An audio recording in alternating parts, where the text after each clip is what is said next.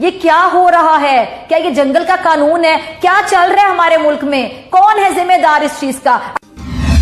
पाकिस्तान की सिर फूटा एक और बम।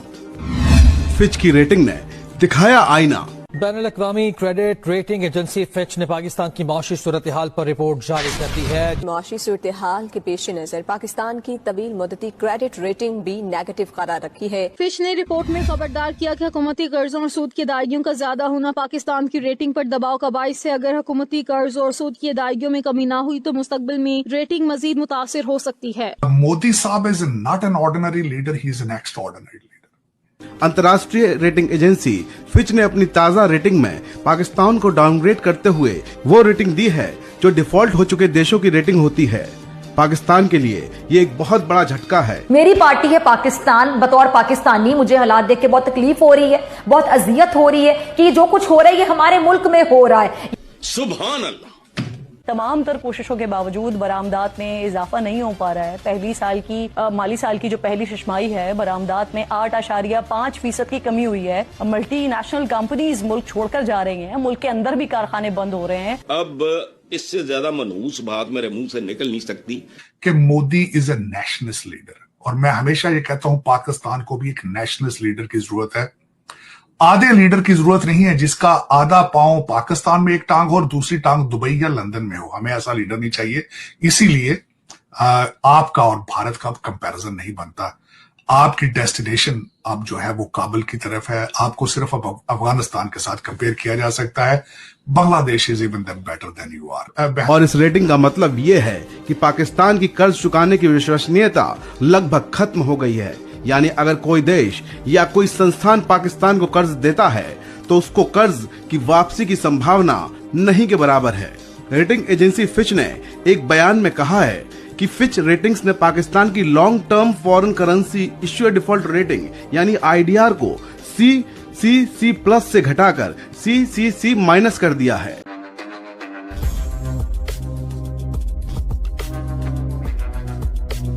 मैं तो जब हुकूमती तकरीबात में जाती हूँ तो वहां पर तो सुनती हूँ कि वो जो हम डिफॉल्ट की बातें कर रहे थे उसको हमने रोका, अब माशी इस्तेहकाम आ रहा है, अब ग्रोथ का सफर शुरू हो चुका है। लेकिन इसके बावजूद जो बिजनेसमैन है वो खुश नहीं है। कारोबारी तबका बहुत ही ज्यादा डिस्ट्रेस नजर आ रहा है। जो इंडस्ट्रियलिस्ट बात कर रहे हैं इमरजेंसी की, क्विकली इमरजेंसी नाफिज होनी चाहिए, इंडस्ट्रियल इमरजेंसी, तो उससे एक तो मुराद क्या है? एक तस्वीर ये थी कि मोदी साहब बैठे थे जब उस समिट के अंदर, उनकी एक साइड पे मकरा थे, जो चेयर थे उस समिट के, दूसरी साइड पे यूनाइटेड नेशंस के सेक्रेटरी जनरल थे। तो उससे पोजीशनिंग नजर आती है कि what is positioning of Modi, what is the positioning of India.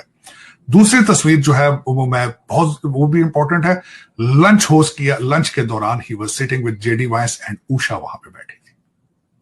तीसरा ऑप्टिक्स मैं बताना चाहूंगा कि स्टेज के ऊपर माइक्रोसॉफ्ट के वहां पे गूगल के सुंदर पिचाई, उनकी स्पीच भी एक मेन स्पीच थी और वो भी इंडियन है। तो इसमें अगर देखा जाए तो इस वक्त आप जो 1951 के अंदर भारत ने इन्वेस्टमेंट की थी इंडियन इंस्टीट्यूट ऑफ टेक्नोलॉजी की, उसके फ्रूट सामने आ रहे हैं। और आप देख रहे हैं कि इस वक्त अगर देखा जाए तो वेस्टर्न सिविलाइजेशन के अंदर दो कौमों का अरूज नजर आ रहा है, एक ज्यूइश और दूसरे भारतीय। क्या वजह है सर इसकी? बात यह है कि देखें, सर्जेंसी इस वक्त मुल्क में माशी है, माशी इनकिलाब के लिए या अपने बिजनेस को, डूइंग ऑफ बिजनेस को सेट करने के लिए। और इस वक्त जो हमारी फैक्ट्रियां हैं वो सारे बंद हो रही हैं। जब फैक्ट्री बंद होती है, एक फैक्ट्री लगाने में 3-3, 4-4 नस्लें लगती हैं और वो फैक्ट्री बनते एक एम्पायर खड़ी करने में जो है 50 साल लगते हैं। और इस वक्त सूरत हाल यह है कि हमारे पास जो फॉरेन इन्वेस्टर है वो तो नहीं आ रहे हैं, हमारे अपने इन्वेस्टर जो हैं वो दुबई माइग्रेट कर रहे हैं, कोई तुर्की जा रहा है, कोई लंदन जा रहा है। आप मुझे दे सकते हैं कि कितने लोग हैं जो इस वक्त कोयटा से अपने कारोबार को बंद करके माइग्रेट हो गए? मैडम यकीन करें, आर्टिफिशियल इंटेलिजेंस में आप चेक कर लें, इस वक्त 3,500 लोग जो हैं वो सिर्फ बलूचिस्तान से माइग्रेट कर चुके हैं और वो दुबई चैम्बर ऑफ कॉमर्स में जो है वो उन्होंने अपनी रजिस्ट्रेशन कराई है। यानी 1 करोड़ रुपया जो है वो सिर्फ रजिस्ट्रेशन के लगते हैं। यानी इस वक्त 3500 करोड़ यानी 3,500 करोड़ रुपया वो जो है वो हमारे जो है इस वक्त कोयटा से और सर हल बताइए ना, जो आप निकल चुका है। कराची में पीने के लिए पानी है ना, हुक्मरानों के शर्म से डूबने के लिए पानी है, वहाँ इमरजेंसी गेट्स नहीं है इमारतों को ना, सारा ना लावारिस है। ये लावारिस मुल्क है। ग्लोबल लिवेबिलिटी इंडेक्स 2025 के मुताबिक दुनिया के बदतरीन काबिल रिहायश शहरों में कराची का चौथा नंबर है। तो रू मरो और जो मर्जी कर लो, ये नहीं होना मरियम, ये नहीं होना। मुस्तफा कमाल भी बेचारा ठीक कहता होगा, समझ आई बात? तो आप आगे चलो। ठीक है वैसे साहब, मारूफ टीवी एंकर ताबिश हाशमी ने कराची को प्राइवेटाइज करने का मुतालबा किया है। कहा जिस तरह हुकूमत ने समझा कि वो पीआईए नहीं चला सकती तो उसे बेच दिया, इस तरह कराची को भी बेच दें। हम कराची वाले मिलकर खरीद लेंगे। अगर शहर को चलाने का यही तरीका है तो इस तरह हम चला ही लेंगे, बल्कि इसे बेहतर चला लें। मैं हैरान हूँ आप पे वैसे मरियम, मुझे तो आप पे हैरत हो रही है। क्यों हसन साहब? ये नौजवान तो सिर्फ कराची की बात कर रहे हैं ना। मैंने तो भाई तुम्हारे ही प्रोग्राम में कहा था कि पाकिस्तान को ठेके पे दे दो सवाए दिफा के। चाइना हैज डन वंडर्स, जैसे आपके जहाजों की धूम पड़ी है, इसी तरह चाइना की तरक्की ऐसी मिसाल दुनिया में है ही नहीं। ग्रां ख्वाब चीनी और ये और वो कहाँ पहुंच गए हैं? सुपर पावर में उनको दे दो ठेके पे। दिफा के अलावा सब कुछ। चीन हमारा भाई है, ठेके पे दे दोगे यार 10 साल के लिए लीज पे इसको, लेकिन वो फिर पता नहीं 2 साल में किधर पहुंचा देंगे। या इस तरह ही को बात करो। और तारीख में पहली बार lease a country rent a country का एजाज भी हमें हासिल हो जाएगा। कराची को ठेके पे दे दो। ठेकेदार चंद तो इम्पोर्ट कर रहे तुसी, वही चोर चकार, वही गंड कप। तो वो ठीक है, उसने अपने कराची की बात की है, वो इतनी ही कर सकता था। मैं तो पूरे मुल्क के बारे में ये बात करता हूँ। वो स्टील मिल है, वो गोरा ना दे जाता। गोरे पे असली लानत पता मैं क्यों भेजता हूँ? इसलिए नहीं कि वो गासिब था, कब्जा था। ये गासिब नहीं है, तगड़ा होता है, बट ठीक है। उनके एहसानात पे गौर करो। हिंदुस्तान पाकिस्तान जैसे मुल्कों में आज तक शायद रेलवे ना होती, तुसी उन्हें बर्बाद कर देता है। इरिगेशन सिस्टम उनका बर्बाद कर दिया। तुम लोगों ने क्या इम्प्रूव किया है? क्या कोई नई बात की है? कुछ भी नहीं। उनकी दी हुई चीजों को भी अब्यूज किया है, मिसयूज किया है। अखबारी रिपोर्ट के मुताबिक अवाम बिजली और गैस के बढ़ते बिलों के दबाव में खुराक पर खर्च में कमी पर मजबूर हैं। बुनियादी ग़िज़ाओं की फीकस खपत कम हो गई। ख़वातीन और बच्चों में तवीलुल मुद्दती ग़िज़ाई किल्लत का खतरा। तालीम और सेहत पर खर्च भी कम। इंसानी सरमायाकारी बुरी तरह मुतासिर। गैलप पाकिस्तान के एक नए तज्जिये के मुताबिक बढ़ते हुए बिजली और गैस के बिल पाकिस्तानी घरेलू बजट पर सबसे बड़ा दबाव बन चुके हैं। महंगाई खानदानों को इंसानी सरमायाकारी और मयार जिंदगी में बेहतरी से रोक रही है। यहाँ जिंदगी ही नहीं, तुम मयार जिंदगी की बात कर रही हो। यहाँ तो जिंदगी नहीं है, इसे जीना नहीं कहते।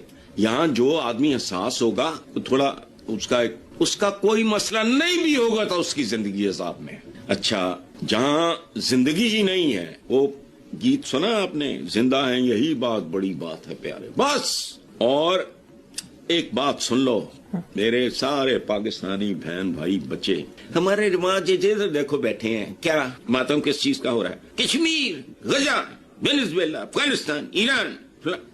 अच्छा, बहुत अच्छा है। और तुम अपना हाल तो देखो, तुम हो तो ये सब कुछ है। अपने हाल पे गौर करो, अपने अलमियों, अपनी नाकामियों, अपनी पसपाइयों पे दुहाई दो, इन पे कंसंट्रेट करो, इन पे आर्गुमेंट करो, इन पे डिबेट करो। ना अपनी पसपाइयों का पता है, ना नाकामियों का, ना अपने घटियापन का पता है, ना कल क्या होना है। 20 साल बाद ये मुल्क कहाँ खड़ा होगा, अगली मर्दमशुमारी पे पता लगे 30 करोड़ से ज्यादा हो गया। वही पूरी दुनिया में मामे बने हैं ऐसे। होता है दुख। अकल करो, होश करो, डिबेट इन बातों पे करो। करनी है तो भाई छमली हो गई, फलाना हो गया जी, गदा में क्या, वो तू की कर लेना भाई। जय हिंद दोस्तों, नमस्ते। निक स्पेशल की रिएक्शन वीडियो में आप सभी का स्वागत है। दोस्तों, पाकिस्तान के सर पे एक बम फूटा है और उस बम के शोर से पूरा पाकिस्तानी मीडिया हिला हुआ है, क्योंकि दोस्तों ये बम रेटिंग का है। दोस्तों, रेटिंग एजेंसी फिच ने दोस्तों पाकिस्तान को नई रेटिंग दी है उसकी हालत के अनुसार। दोस्तों, पाकिस्तान की जो रेटिंग है वो पहले CCC+ थी, अब उसको घटाकर CCC- कर दी है, जिससे पाकिस्तानी मीडिया में बहुत ही ज़्यादा मातम है, क्योंकि दोस्तों पाकिस्तान की हालत बद से बदतर हो रही है। दोस्तों, उसकी इकनॉमी का भट्टा बैठ गया है। दोस्तों, वहाँ पर की सारी इंडस्ट्रियाँ बंद हो रही हैं। जो इक्का दुक्का इंडस्ट्री थी वो भी पाकिस्तान छोड़कर जा रही हैं। तो पाकिस्तान की हालत बहुत ही ज़्यादा बुरी हो चली है, जिससे पाकिस्तानी मीडिया में तो बहुत ही ज़्यादा हाहाकार है। दोस्तों अगर आपको हमारी वीडियो पसंद आई तो प्लीज़ लाइक करें, सब्सक्राइब करें, शेयर करें और कमेंट में ज़रूर बताएं कि आपको वीडियो कैसी लगी है। तो मुलाकात होगी आपसे अगली वीडियो में, तब तक के लिए जय हिंद।